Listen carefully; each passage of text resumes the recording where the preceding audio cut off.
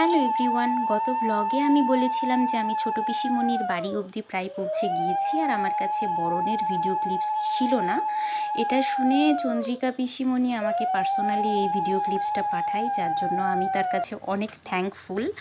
আর এই ভিডিওটা সত্যি আমার জন্য স্পেশাল অনেক, কারণ এভাবে আমাকে কখনো কেউ বরণ করে মিষ্টি টিষ্টি খাওয়ায়নি। খুব স্পেশাল ফিল হচ্ছিল। তো বরণের পরে অমিতকে পিসিমণি প্রচণ্ড জড়িয়ে ধরে কান্নাকাটি করছিলেন, কারণ বড় পিসিমণি অনেক দিন দেশে আসেন না আর অমিতের সাথে অনেক দিন পরে দেখা। এই অনুভূতিটা আসলে বলে বোঝানোর মতোও না। তো যাই হোক, এইবার পিসিমণিদের বাড়ির কথাই ফিরে আসি। এখানে চয়ন সায়ন গিটার বাজাচ্ছিল আর সবাই শুনছিল। এখানকার সবাই প্রচণ্ড শিল্পমনা এবং ওদের বাড়িতে গেলে সত্যিই হাসি খুশিতে মন একদম মেতে থাকে। আর ও হচ্ছে পুচু। পুচুকে আমার খুবই ভালো লেগেছে, ওর নামের মতোই ও খুব মিষ্টি। আর ও সে কদিন আমার মোটামুটি বেস্ট ফ্রেন্ড হয়ে গিয়েছিল বলা চলে। আর ও এখানে টিকটক করছিল, যেটা আমি প্রচণ্ড এনজয় করছিলাম। আসলে সত্যি বলতে ওই বাড়িতে থাকতে গিয়ে মিশতে গিয়ে আমি সবার সাথে ফিজিক্যালি এতই অ্যাটাচড হয়ে গিয়েছি যে মানে মুহূর্তগুলো যে আমি ক্যামেরা বন্দি করব সেই কথাটাই আমার মাথায় আসেনি। তবে যাই হোক, এর পরের বার গেলে আমি অবশ্যই সেগুলো ক্যামেরা বন্দি করার চেষ্টা করব। আপাতত ব্লগে ফিরে আসি। আমরা এখানটাতে যাচ্ছি হচ্ছে শপিং করতে কৃষ্ণনগরে। আর কৃষ্ণনগরেই তো আমরা পৌঁছেও গেলাম। তো সেদিন ভাসানের দিন ছিল, সরস্বতী পুজোর 2 দিন কি 3 দিন পর হবে বোধহয়। তো ভাসানটা ওখানে অনেক বড় করে হয় জন্য রাস্তা ব্লক। আর এখানে এই যে মন্দিরটা দেখতে পাচ্ছেন, যেটা প্রায় আধা খোলা হয়ে আছে। আসলে এখানে কৃষ্ণনগরের প্রখ্যাত মা কালীর, যাকে বুড়িমা বলে আখ্যায়িত করা হয় আর কি, সেই বুড়ি মায়ের মন্দির এটা। তো যাই হোক, এই যে আমরা কৃষ্ণনগরের মেইন গেটে এসে পৌঁছেছি, মেইন রোডে এসে পৌঁছেছি আর কি। আর এখানে চন্দ্রিকা পিসিমণি আমার জন্য স্যালাইন কিনছিলেন। ওখানে স্যালাইনকে কি যেন একটা বলে, স্যালাইন টাইপেরই, কিন্তু ওটার কি যেন একটা নাম ভুলে গিয়েছি। আসলে আমি ওখানে এত কন্টিনিউয়াস জার্নির মধ্যে দিয়ে আমি গেছি আর এত ব্যস্ত ছিলাম যে আমি অসুস্থই হয়ে পড়েছিলাম। তো ওটা খেয়ে দিয়ে আমরা এই যে যশোরেশ্বরীতে চলে আসলাম। যশোরেশ্বরী থেকেই আমরা বেশিরভাগ শপিং টপিং কমপ্লিট করেছি আর কি। তো এখানে আপনারা খানিকটা শপিং দেখতে পারবেন।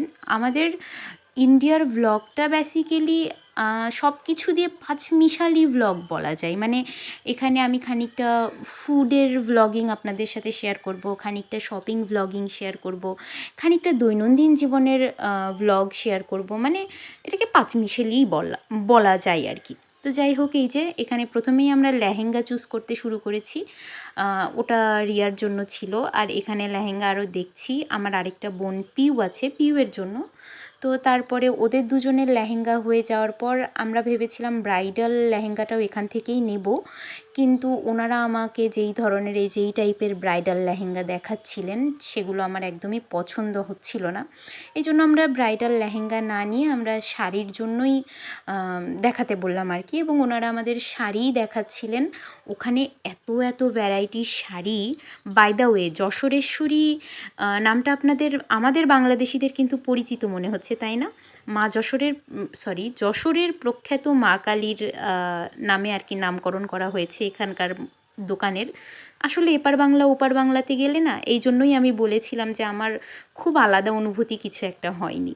তো যাই হোক, এখানে আমরা শাড়ি দেখছি। আর শাড়িগুলোর কথা আমি কি বলবো, আমি কিন্তু কোনো ওদের থেকে আলাদা করে ডিসকাউন্ট নিয়েছি বলে এরকম প্রশংসা করছি না। আসলেই ওদের শাড়ি খুবই সুন্দর ছিল। এখানে অমিত ভিডিও কলে আমার শ্বশুর শাশুড়িকে শাড়ি দেখাচ্ছিলেন, রিয়াকে দেখাচ্ছিলেন, কারণ আমার শ্বশুরবাড়ির জন্য অনেকগুলো জামাকাপড় কেনবার ছিল। আর এটা হচ্ছে সবথেকে ভালো একটা জায়গা, কারণ আমার অনেক দিনের ডিজায়ার ছিল যে আমি একটা কাঁথা স্টিচ শাড়ি নেব। এবং ওদের ওখানে কাঁথা স্টিচের অনেক সুন্দর সুন্দর কালেকশন আমি দেখেছিলাম। আসলে সবগুলোর ক্লিপ তো আমি নিইনি ওভাবে, আমি এর আগেও বলেছি, আপনারা খানিকটা ঝলক দেখতে পাচ্ছেন। ওদের আরও অনেক কালেকশন ছিল। তো আমি এখান থেকে একটা কাঁথা স্টিচ নিয়েছি। তারপরে যে 2 ব্যাগ ভর্তি শাড়ি টাড়ি কিনে আমরা প্রচণ্ড ক্লান্ত হয়ে গিয়েছিলাম। আর অনেক রাত হয়ে গিয়েছিল তখন, প্রায় রাত 12:30 মতো বেজে গিয়েছে। তো এই যে শপিং টপিং করে আমরা রাস্তায় নেমে এলাম। আর এখানে ভাসানটা অনেক রাত্রেই হয়। আমি যারা বোঝেন না তাদের সুবিধার্থে বলি, ভাসান জিনিসটা আসলে বিসর্জনের বিসর্জনকেই বিশেষভাবে ভাসান বলা হয়। মা সরস্বতীর যে পুজো হয়েছিল, তো সরস্বতী প্রতিমাগুলোকে সেদিন বিসর্জন দেওয়া হচ্ছিল, আর ওখানে খুবই সুন্দরভাবে করা হয়।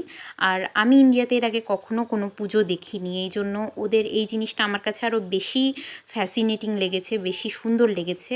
ওদের এক একটা মূর্তি একটার চেয়ে আরেকটা সুন্দর, মানে শুধুমাত্র স্পিরিচুয়াল দিক থেকে না, শৈল্পিক দিক থেকেও যদি আমি বলি, প্রত্যেকটা কারুকার্য এত সুন্দর, আর এত সুন্দর করে ওরা এটাকে অর্গানাইজ করেছে ভাসানটাকে। যেমন আপনারা এইখানেই দেখতে পাচ্ছেন অনেকগুলো ঢুলি একই ড্রেস পরে ঢোল নিয়ে বাজাতে বাজাতে মাকে শেষ বিদায় জানাতে চাচ্ছে।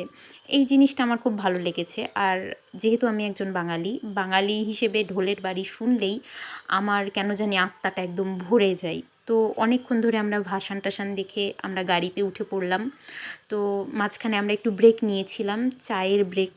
তো চা আমরা একটু খেলাম। ওখানে কিন্তু মাটির ভাঁড়ে চা পাওয়া যায় সব জায়গাতেই প্রায়, আর ওদের চা খেতে অনেক মজা। আমি দেখেছি যে আমাদের দেশে আমরা দুধ চা যদি খাই কিছুক্ষণ পরেই মুখটা টকে যায়, মানে বাসি দুধের চা করা হয়, কিন্তু আমি ইন্ডিয়াতে যতগুলো জায়গাতে দুধ চা খেয়েছি আমার মুখ টক হয়ে যায়নি। মানে বেশ ফুড কোয়ালিটির দিক থেকে ভালো, যদিও আমি খুব ভালো স্পেশালিস্ট ফুড ব্লগার না। তো যাই হোক, চা খাওয়ার পর তো টাও খেতে হবে, কারণ ক্ষুধা পেয়ে গিয়েছিল, রাত হয়ে গিয়েছিল অনেক। ওই সময় তো বাড়ি গিয়ে রান্না করে খাওয়া সম্ভব না। তো আমরা সবাই মিলে একটা ধাবা টাইপের রেস্টুরেন্টে চলে গেলাম। ওই সময় রেস্টুরেন্টে আর কেউ ছিল না, শুধু আমরাই একটা ফ্যামিলি ছিলাম যারা খাওয়া দাওয়া করছিলাম। তো এখানে পূজা মামি আমাদের ছবি তুলে দিচ্ছিলেন, আর আমরা সবাই পোস্ট টোস্ট দিচ্ছিলাম, আর সেই ফাঁকে আমি একটু ভিডিও করে নিয়েছি। আসলে রেস্টুরেন্টে কেউ ছিল না বলে, মানে গোটা রেস্টুরেন্টটাই আমাদের নিজেদের সম্পত্তি মনে হচ্ছিল। আমরা খুবই হাহা হিহি করছিলাম। আর পিসিমণিদের বাড়ির মেম্বারগুলোই এতটা আন্তরিক, মানে আমি প্রথমবার গিয়েছি বলে বলছি না, মানে আমার একদমই মনেই হয়নি যে আমি এই ফ্যামিলির বাইরের কোনো একটা মানুষ, বা আমার মিশতে যে একটু সময় লাগবে এমন কোনো এক্সট্রা সময় আমার লাগেনি। ওরা প্রচণ্ড আন্তরিক ছিল। তো এইরকম হাসি আড্ডা তামাশার মধ্যেই আমাদের খাবার আইটেম চলে এলো। যদিও আমরা অনেক মানুষ ছিলাম, প্রায় 8-10 জন ছিলাম, তাই খাবারের ভ্যারিয়েশনও ছিল। তবে খাবার দুভাগে ভাগ হয়েছিল, নিরামিষ দল, আমিষ দল। অমিত, সায়ন, চয়ন, সাহেব মামা ওরা বিরিয়ানি টেস্ট করতে চেয়েছিল। বিশেষ করে অমিত ইন্ডিয়ান বিরিয়ানি টেস্ট করবার জন্য বিরিয়ানি অর্ডার করেছিল। কিন্তু আমি বাঙালি হিসেবে, বাংলাদেশের মানুষ হিসেবে ঢাকাইয়া বিরিয়ানির প্রতি প্রচণ্ড অবসেসড, তাই ইন্ডিয়ান বিরিয়ানি আমাকে সেভাবে টানতে পারেনি বা টলাতে পারেনি। আমি অন্য আইটেম টেস্ট করতে চেয়েছিলাম। তো এখানে আমি পিসিমণিদের সঙ্গে নিরামিষই খেয়েছিলাম, নান রুটি আর পনিরের তরকারি। তো এটা নিরামিষ আইটেম হওয়া সত্ত্বেও এতটা মজা ছিল আমি আপনাদের বলে বোঝাতে পারবো না। আমি যদি পারতাম ওনাদের থেকে রেসিপি নিয়ে আসতাম, তো তা তো আর সম্ভব হয়নি। আর এভাবেই আমরা খাওয়া দাওয়া গল্প গুচ্ছের মাধ্যমে আমাদের এই রাতটা শেষ করলাম, জার্নিটা শেষ করলাম। বাকিটা আসছে পরের ভিডিওতে, ততদিন অবধি ভালো থাকবেন। টাটা।